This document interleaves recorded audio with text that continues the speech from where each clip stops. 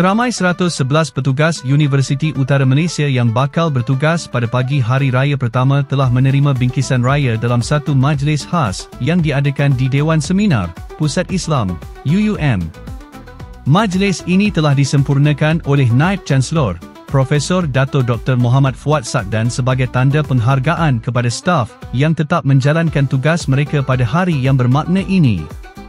Selain itu, sumbangan manfaat skim hibah MKSK Takaful Ikhlas turut disampaikan kepada 16 staf terpilih yang dipilih oleh Jabatan Sumber Manusia UUM.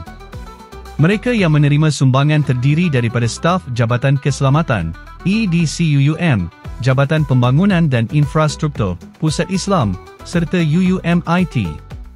Menurut Profesor Dato' Dr. Muhammad Fuad Sakdan, sumbangan ini merupakan sebahagian daripada usaha menjaga kebajikan staf serta keluarga mereka. Beliau turut menyatakan bahawa Takaful Ikhlas telah memberikan skim hibah berkelompok MKSK kepada isteri staf UUM yang telah pergi menghadap Ilahi sebagai langkah membantu waris dalam menghadapi ujian hidup.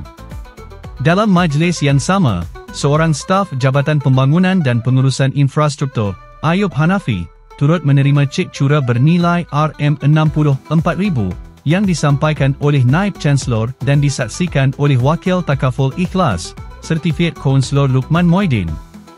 Majlis ini diharapkan dapat diteruskan pada masa hadapan bagi memastikan kebajikan warga kerja dan bekas kaki tangan UUM terus diberi perhatian.